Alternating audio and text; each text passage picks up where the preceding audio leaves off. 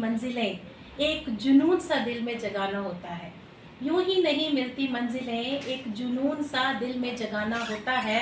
पूछा चिड़िया से कैसे बनाया आशियाना, बोली भरनी पड़ती है उड़ान, बार बार तिनका तिनका उठाना होता है।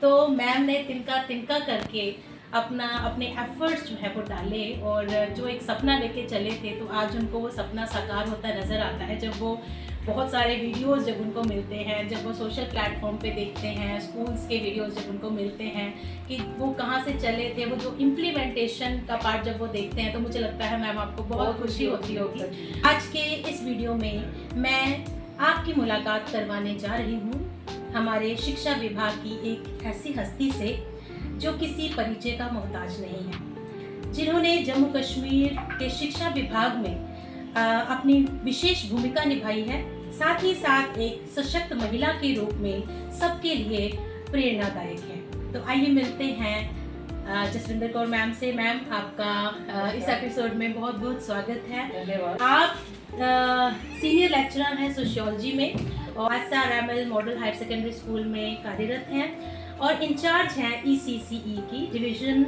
रिसोर्स सेंटर की।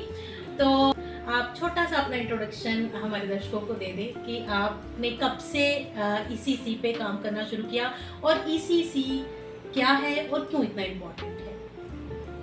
धन्यवाद त्रिप्ता जी इनवाइट करने के लिए और अपने विचारों को साझा करने के लिए। सबसे पहले तो मैं ये कहूँगी कि at heart I am a teacher, और मुझे लगता है सबसे बड़ा इंट्रोडक्शन हमारा यही है कि हम इतने इसको कैसे डिपार्टमेंट को रिप्रेजेंट करते हैं, जिसको हम नेशन बिल्डर कहते हैं, और सच में हमारे हाथ से फ्यूचर जो है बिल्ड होता है हमारे नेशन का। एंड अगर आप मुझे पूछें कि कहाँ से शुरुआत हुई, तो the moment I join this department, तो मुझे लगता है कि आई वॉज रियली फॉर्चुनेट कि आई got the job of teacher educator.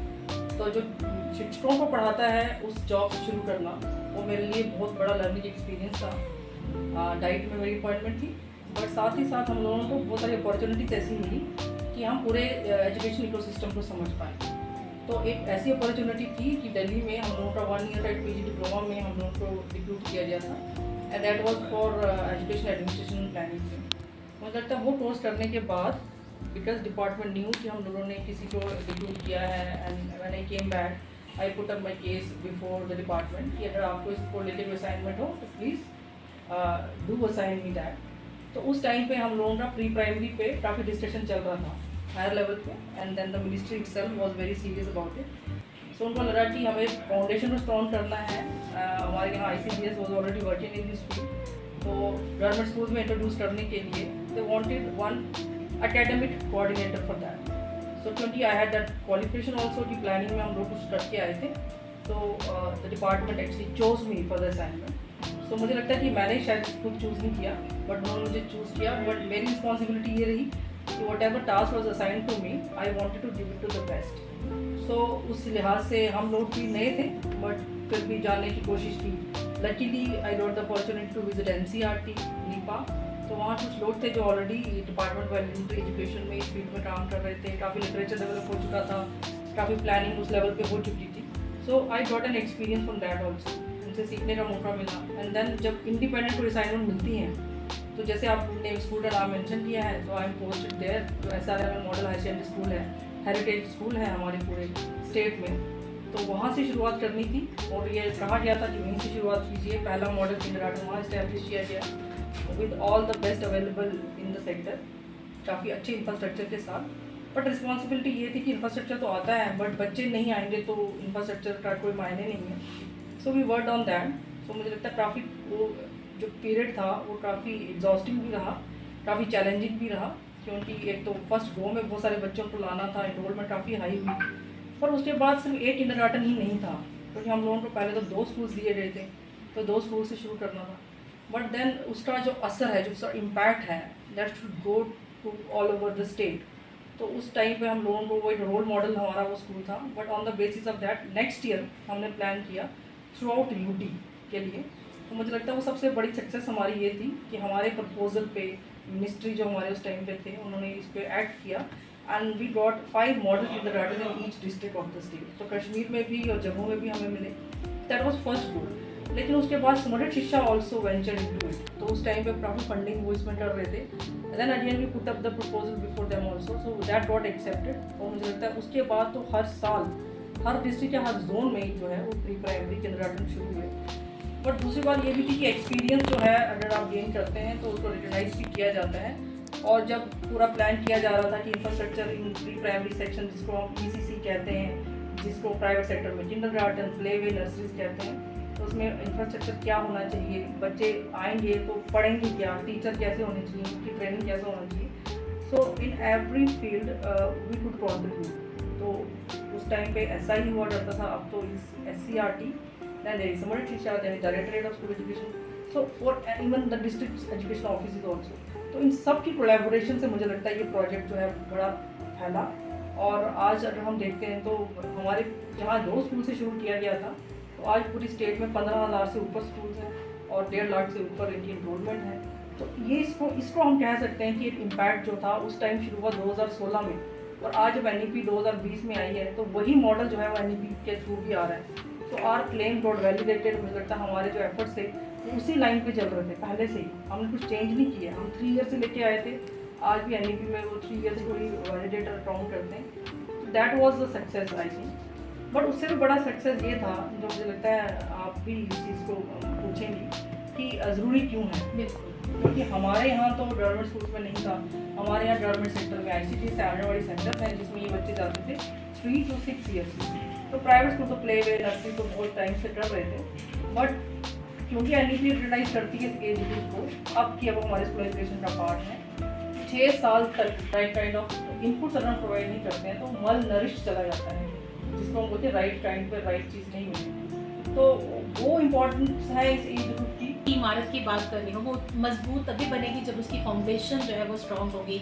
तो आप फाउंडेशन स्टेज पे कह रहे हैं कि मतलब ये बहुत इंपॉर्टेंट ईयर्स हैं जिस पे कि हमें काम करने की ज़रूरत है, और जो आप कर रही हैं 2016 से। तो मैं दर्शकों को बता दूं, मेरी रोल मॉडल है मैम, मेरी मेंटर हैं, और मैंने इन्हीं से इंस्पायर होकर के अपना किंडरगार्टन जो है वो आरएसपुरा जोन में शुरू किया था, और पहला किंडरगार्टन जो था वो आरएसपुरा में स्टार्ट करने का मुझे मौका मिला। जब आपने शुरू किया 2016 में, तब के स्टेटस में और आज के स्टेटस में कितना सक्सेस हासिल कर ली? सबसे पहले तो आप देखिए कि एक रिपल्शन था इस एज ग्रुप को लेके, क्योंकि school education department first onwards है।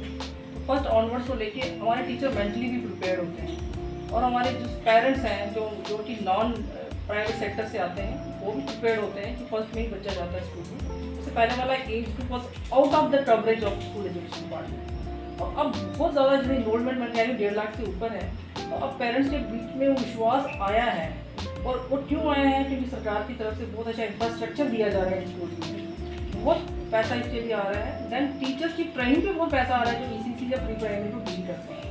उसके अलावा SCRT जैसी ऑर्गेनाइजेशन है, समरित शिक्षा है, जो बहुत सारा कंटेंट इसमें डेवलप करें कि इन बच्चों को पढ़ाया कैसे जाएगा, और पेडागोजी जिसकी हम बात करते हैं, कंटेंट क्या होगा, करिकुलम क्या होगा, इसमें तो बहुत ज़्यादा काम उन 2016 से जब हम आज के टाइम को देखते हैं तो बहुत काम हो चुका है। It means seriousness her level पे है, पेरेंट्स बड़े अवेयर हैं। अब बच्चे 3 साल के बच्चे को वो भी घर रखना नहीं चाहते हैं, उनको लगता है कि एक फैसिलिटी, एक अल्टरनेटिव अवेलेबल है इन गवर्नमेंट सेक्टर, और बहुत अच्छा है। एंट्री पॉइंट पे बड़ा अट्रैक्टिव इंफ्रास्ट्रक्चर है, टीचर्स ऑल अवेयर। तो वो चेंज से नंबर बढ़ रहा है स्कूल्स का, और नंबर बढ़ रहा है इनरोलमेंट का, और नंबर बढ़ रहा है उन पेरेंट्स का जो बहुत इन्वेस्टेड है बच्चे को प्री प्राइमरी एजुकेशन देने के लिए। तो एक चेंज लगता है वो आया है। लास्ट में एक बात आपसे जो है वो जानना चाहूँगी, आप क्या मैसेज देना चाहते हैं? सबसे पहले तो बात शुरुआत होती है कि स्कूल है, स्कूल में HOIs हैं, तो HOIs के लिए स्पेशल मैसेज आप क्या देना चाहेंगी रिलेटेड टू ECC, इसकी स्ट्रेंथिंग के लिए? जब हम ये वर्ड यूज़ करते हैं HOI, head of the institution, तो मुझे लगता है इसको 360 डिग्री इसका चेंज इसमें आना चाहिए कि they are now the team leaders, they are the school heads, not school head, they are school leaders basically. तो लीडर का काम लीड करना है, but not by virtue of the position, but by setting an example before others also, कि मैं ऐसा हूँ तो मुझे देख के लोग जो है इंस्पायर होंगे। तो आप क्योंकि प्रिंसिपल या हेड हैं तो आपके कहने से लोग करेंगे, तो उसमें एक माइंडसेट में चेंज आना चाहिए।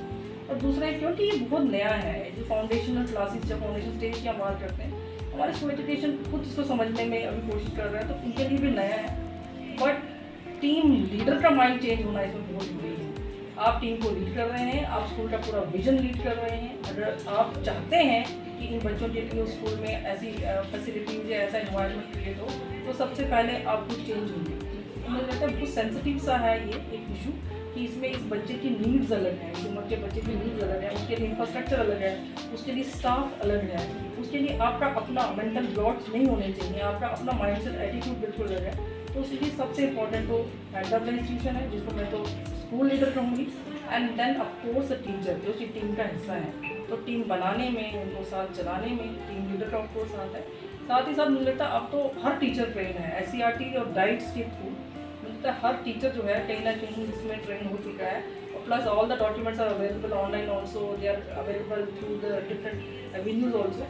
तो आप प्लीज़ मुझे लगता है पहले हेड ऑफ इंस्टीट्यूशन अपने आप को तैयार करें, and then will come down to the teacher. Teachers को भी they have to go through all those documents, policy क्या कहती है, MCF हमारा है वो क्या कहता है, एंड देन क्या नया आ रहा है इस फील्ड में। AI नया है, हर चीज़ नई है, हम कैसे इसको खुद को बदले, इसको सीखें। और ultimately our major concern is the child जो हमारे पास है, उसके लिए ही हमको सब करना है। उसके लिए सब खुद को अपडेट करें, and then keep yourself motivated. आप खुद मोटिवेटेड रहेंगे तो उस बच्चे के लिए भी आप कुछ कर पाएंगे। सो आई थिंक टीचर से बड़ा प्रोफेशन कोई है नहीं है, तो रेस्पेक्ट दैट, और मुझे बड़ा प्राउडली इस चीज़ को आप लॉन्च करें कि आप टीचर का प्रोफेशन। और हमें भी as a teacher we should love our job, then only we can, हम एक चेंज ला सकते हैं सोसाइटी में, हम अपनी फाउंडेशन को, अपनी नींव को मजबूत बना सकते हैं। बहुत बहुत शुक्रिया मैम आपका। Ma'am thank you. I am very proud of you. Thank you.